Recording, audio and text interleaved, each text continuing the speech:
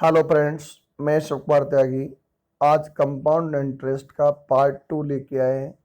Part 1 हम बना चुके हैं, तो आप मेरे चैनल की प्लेलिस्ट से आप वीडियो देख सकते हैं।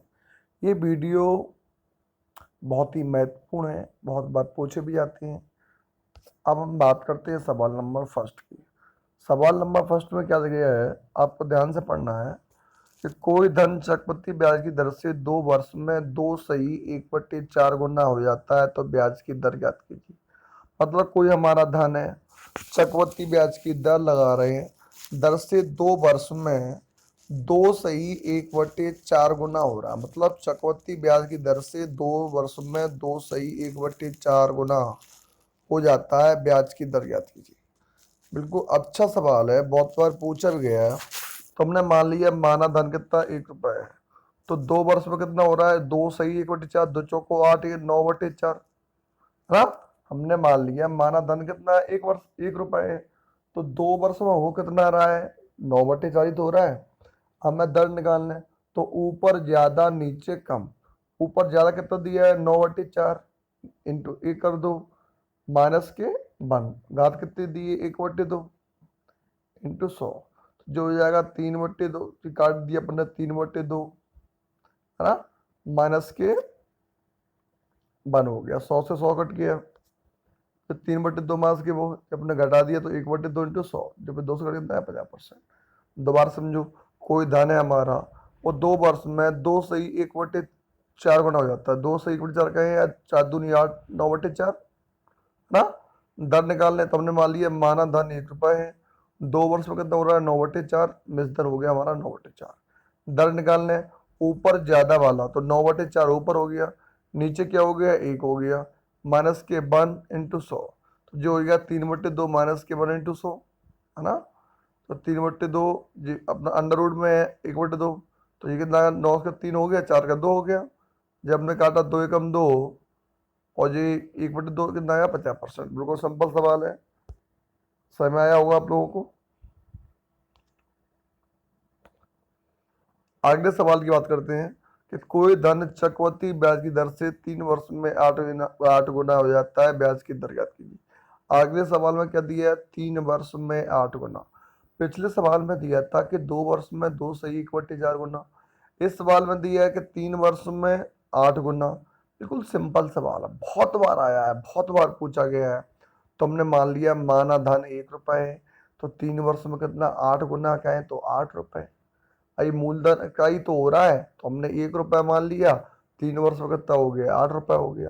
हमें करने क्या है, दर निकालने, तो जो ज्यादा वाला है उसे ऊपर रखते हैं, कम वाला नीचे रखते हैं। तो 8 हो गया, 8/1। जो समय है, समय को हम घात में लगा देते हैं, तो ये हो गया 1/3 माइनस के 1 इंटू 100। अब 1/3 का है या अंडर रूट 3 का है, भाई समय को क्या कर देते हैं, हम बट्टे में लगा देते हैं। ये तो सवाल में ऊपर किया तब नहीं। तो दर कितना आ जाएगा, 8 के वर्ग में हो गया 2, माइनस के 1 इंटू 100, तो 2 में से एक 100 कितना गया, 100।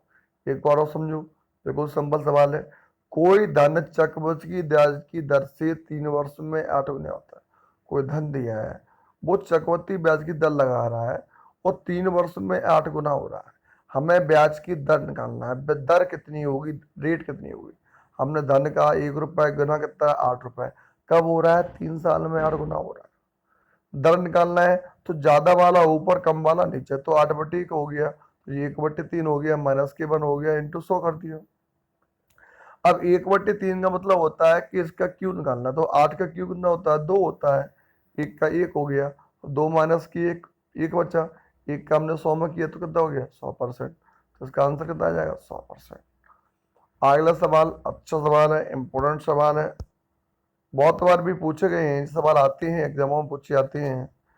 तो आप उनको बताना है, कितने समय में 10% चक्रवृद्धि ब्याज की दर से 2,000 रुपए का 2,420 रुपए हो जाए। वहां अपन दर निकाल रहे थे पिछले सवालों में।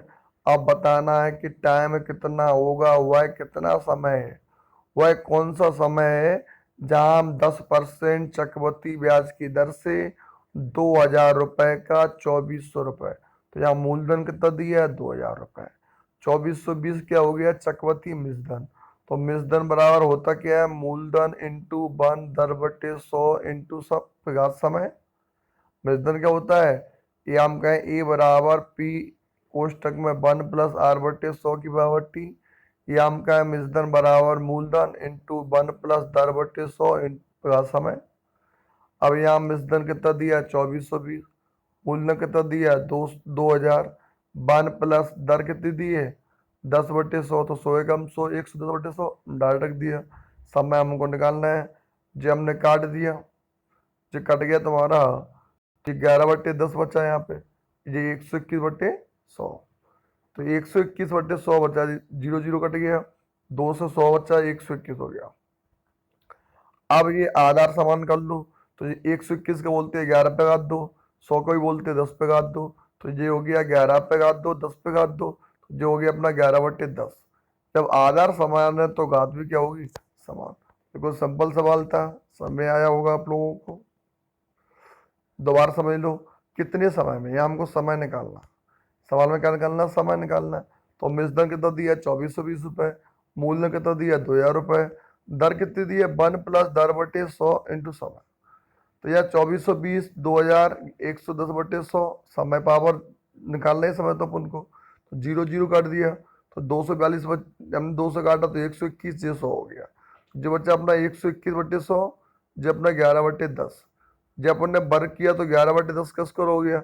जब आधार समान है तो घात भी क्या होंगी उनकी, समान। सवाल आपको समझ में आ रहा होगा, अच्छा सवाल है, आते भी हैं। अगला सवाल क्या दिया है, 1500 रुपए का 1/1/4 वर्ष का 16% की दर से 1500 रुपए का 1/1/4 वर्ष का 16% की दर से चक्रवृद्धि ब्याज ज्ञात करो। बिल्कुल अच्छा सवाल है कि 1500 रुपए दिया है, अपनी दर दी है, 16% समय दिया है 1/1/4 वर्ष का। तो इस समय पर हमें अपनी क्या निकालना है कि उसका क्या समय होगा, क्या ब्याज करना है। तो पहले यहाँ 1 वर्ष का हमने ब्याज निकाला, जब हमने 1 वर्ष का ब्याज निकाला तो दर मूलधन कितना दिया 1500, दर कितनी दी 16। अब जो दिया 1/1/4, तो पहले 1 साल का निकाल लो। जब हमने 1 साल का निकाला तो कितना आया, 0 0 काट दिया, 240 रुपए। 1 साल का ब्याज कितना हो गया 240 रुपए। अब अपन कब निकालना है 240 रुपए, 2 साल कितना हो जाएगा 240 रुपए, तीसरी वर्ष का 240, तो अब इसका निकालना है 16%, तो 116/100, तो 69.60। इनमें हमने जोड़ा कितना आ गया 309.60, ये अपना आंसर हो गया। 1 साल का निकाल लो, अगले साल का निकाल लो, दोनों में जोड़ दो, आंसर आ जाता है। बिल्कुल सिंपल सवाल है, अगर चाहे 10 साल का दिया हो, चाहे 5 साल का दिया हो, चाहे 3 साल का दिया हो, चाहे 4 साल का दिया हो, हर सवाल को अपन को सिंपल करना है। अगला सवाल देखो, 18,000 रुपए का 1/1/2% वर्ष का 10% की दर से चक्रवृद्धि ब्याज ज्ञात करो। यदि ब्याज चुकाने की शर्त कितनी हो, अर्धवार्षिक। अब ये रुपए कितना दिए 18,000 रुपए, और समय कितना दिया 1/1/2 वर्ष, दर कितनी दी 10%, ब्याज कितना दिया निकालना अपन को। अब अर्धवार्षिक, तो हमने क्या कहा था, जब दर अपनी अर्धवार्षिक हो तो समय को तो हम दोगुना कर देते हैं, दर में 2 का भाग देते हैं। अब जो हो गया 1 ये 2 एकम 3/2, 3/2 में हम जब 3 के 2 गुणा करें तो कितना आएगा 3 आएगा। भाई 1/1/2 को हम क्या बोलेंगे 3/2, हमने 2 का इंटू किया तो 2 से 2 कट गया, कितना बचा 3 बचा। अब दर कितनी है 10, अब 10 की आधी कितनी होगी 5%। हमने पिछली वीडियो में आपको बताया था कि जब अपना चक्रवृद्धि ब्याज निकालना हो, जब चक्रवृद्धि ब्याज की वार्षिक दर क्या हो अर्धवार्षिक हो, तो हम क्या करते हैं कि समय को दोगुना करते हैं और दर को आधा। तो यहाँ पर यहाँ निकाल लो, अब 1 वर्ष का ब्याज, तो हम 18,000 रुपए पर 1 वर्ष का 5% निकालना है, तो 0 0 कट गया, 900 आ गया। 1 साल का 900, अब 900 पे 105 निकालो, 2 साल का 945, फिर निकालो तो 992.25, तो हमने तीनों का हमने निकाल लिया। तो जब अपना तीनों का चक्रवृद्धि ब्याज हो गया, पहले का 900 हो गया, दूसरे का 945 हो गया, फिर हम ब्याज पे ब्याज लेंगे 992.25 हो गया। मतलब चक्रवृद्धि ब्याज का मतलब होता है अपन ब्याज के ऊपर ब्याज, जो हमें ब्याज मिला उसके ऊपर हम फिर ब्याज लेंगे। अब हमने कहा कोई धन है, अब 1 साल तो ब्याज तो मिलेगा, अब चक्र साधन ब्याज तो समान ही रहता 3 सालों में। अब क्या होता है चक्रवृद्धि ब्याज क्या होता है, ब्याज के ऊपर ब्याज चेंज हो जाता है। तो कितना आ गया 2,837.25, ये आपका आंसर हो गया। तो कुल सिंपल सवाल है, आते हैं, काफी बार पूछे भी जाते हैं, बहुत बार पूछे गए सवाल जाते भी हैं। अब बताना 2250 रुपए का 16% की दर से 9 माह का चक्रवृद्धि ब्याज ज्ञात कीजिए, जबकि ब्याज त्रैमासिक हो। अब समय यहाँ कितना दिया 9 माह, और दर कितनी दी है 16%, और रुपए कितना दिया 2250 रुपए। तो अपन को हमने कहा था कि जब त्रैमासिक, त्रैमासिक में क्या करते हैं, अगर त्रैमासिक हो, त्रैमासिक माने तिमाही, तो एक साल में तिमाही कितनी होती है 4 होती हैं। जब तिमाही 4 होती हैं, एक साल में तिमाही 4 होती हैं, क्लियर सबको पता है। तो एक साल में जब तिमाही 4 होती है तो हम समय, जब समय में तो हम 4 का गुणा करते हैं और दर में 4 का भाग देते हैं। अब 9 माह, और यहाँ महीने दिए हैं, तो तिमाही होती है 3 3 महीने की, तो यहाँ तिमाही कितनी हो जाएंगी 3, और दर कितनी आ जाएगी 4 का हमने भाग दिया तो हो जाएगी 4। तो पहले निकाल लो एक वर्ष का साधारण ब्याज, तो 2250 रुपए इंटू 1, 4/100, 4 25 काट दिए कितना 90 रुपए। एक वर्ष का जो 2250 रुपए पर साधारण ब्याज हो रहा है, तो कितना आ रहा है 90 रुपए। कब हो रहा है, जब दर को हम आधा कर लेते हैं 5% तब। तो एक वर्ष का 90 रुपए, तो 90 से हो गया, 2 कितना हो जाएगा, फिर निकाल लो 104, जो हो जाएगा 93.60। 3 कितना हो जाएगा 97। इस तरह हम आगे तरीके से निकालते रहे। अब 3 साल का, तो तीनों को हमने जोड़ दिया, तो कुल कितना आ गया 280.946। ये अपना ब्याज है। हमने क्या कहा, साधारण ब्याज क्या होता है, एक सिंपल होता है, और चक्रवृद्धि ब्याज क्या होता है, हर साल चेंज होता रहता है, हर साल बदलता रहता है। तो अपन को देखना पड़ेगा कि ब्याज कौन सा पूछा है, चक्रवृद्धि पूछा है कि साधारण पूछा है। केवल अंदर इतना ही रहता है कि वहाँ ब्याज बदलता है, यहाँ ब्याज बदलता नहीं है। साधारण ब्याज समान रहता है, चक्रवृद्धि ब्याज बदलता है। पहले साल का साधारण ब्याज और चक्रवृद्धि ब्याज क्या रहते हैं, दोनों समान रहते हैं। अगली वीडियो चलते हैं, इंपॉर्टेंट वीडियो है। साधारण ब्याज में प्रत्येक किस्त की राशि मूलधन होती है, जबकि चक्रवृद्धि ब्याज में प्रत्येक किस्त की राशि मिश्रधन होती है। अर्थात साधारण ब्याज में पहली किस्त के साथ कोई ब्याज नहीं लगता, दूसरी किस्त से एक वर्ष का ब्याज लगता है। भाई क्या होता है, चक्रवृद्धि ब्याज में क्या होता है कि ब्याज के ऊपर ब्याज उनका लगता रहता है, जबकि उसमें साधारण ब्याज में ऐसा नहीं होता, चक्रवृद्धि ब्याज में होता है। अब सवाल, इंपोर्टेंट सवाल है, आता है 3 वर्ष के बाद। सवाल में क्या दिया है कि 3 वर्ष बाद दिए गए 1092 रुपये बराबर किस्तों में चुकाने हैं। यदि साधारण ब्याज की दर 12% हो तो प्रत्येक किस्त की राशि यदि, जो तुम्हारे एसएससी में बहुत पूछे जाते हैं, क्वेश्चन आते भी हैं, बहुत बार पूछे भी गए हैं। तो अपन को बताना है कि 3 किस्त बताना है कि कौन सी इसमें किस्त होगी जिससे हमारा बराबर निकले प्रति किस्त। तो 100 के आगे दूध दूध जोड़ते, 100 के आगे दर जोड़ते चले जाए तब तक जब पूरी ना हो जाए।